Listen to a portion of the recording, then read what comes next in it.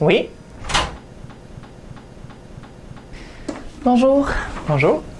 Qu'est-ce que je peux faire pour toi? Je viens vous voir parce que je sais plus quoi faire. C'est décourageant. Ça me tente de moins en moins d'aller à mes cours, mais moi, quand je vais à mes cours, moins bien je réussis, moi j'ai le goût d'aller à mes cours. Ouais, je comprends. C'est sûr qu'on apprend vraiment mieux quand on aime ce qu'on apprend et comment on l'apprend. C'est pour ça que c'est super important de se fixer des objectifs personnels clairs et réalistes, puis de réfléchir aussi aux moyens de les atteindre. Plus facile à dire qu'à faire. Quand on est chaud aux examens, c'est difficile de rester motivé à apprendre. Non, je pense vraiment que je suis pas à ma place dans mon domaine d'études. Ah, tu touches un point important, là. Le choix de sa carrière et de ses études. On a beaucoup plus de chances de réussir quand on sait ce qu'on veut, puis qu'on a réfléchi aux moyens d'y arriver. C'est vrai que j'avais pas pensé à ça. J'ai plus suivi mes amis qu'autre chose quand je suis sortie du secondaire. J'ai jamais vraiment pris le temps de m'arrêter pour réfléchir à ce que je veux faire comme travail.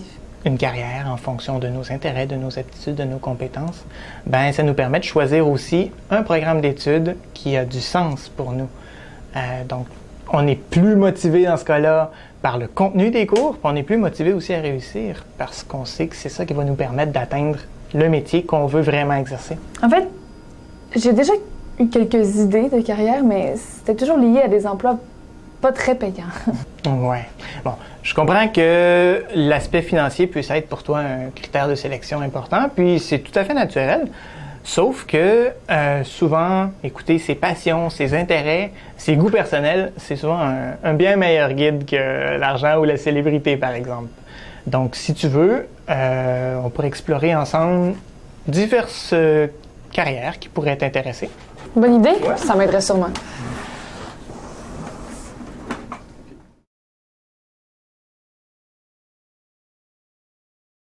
Wow!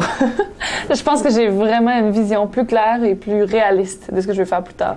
J'imagine déjà en train de faire cette profession-là. Ah, c'est très bien.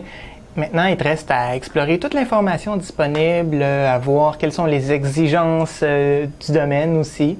Dans le fond, tu pourrais explorer c'est quoi les compétences qui sont nécessaires pour obtenir un emploi dans ce domaine-là.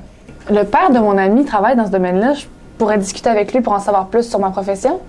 Peut-être même qu'il pourrait me dire s'il pense qu'il y a de l'avenir là-dedans ou si mes attentes sont réalistes.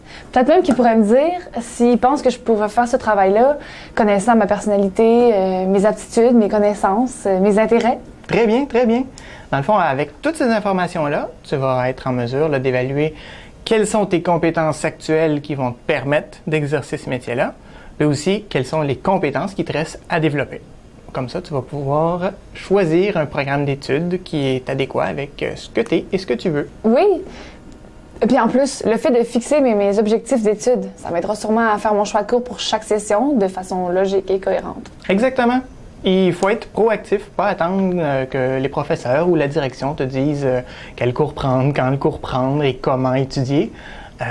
Tu te fais ton propre plan d'études à partir de justement tes objectifs que tu t'es fixés, mais aussi des exigences du domaine. Il faut en tenir compte.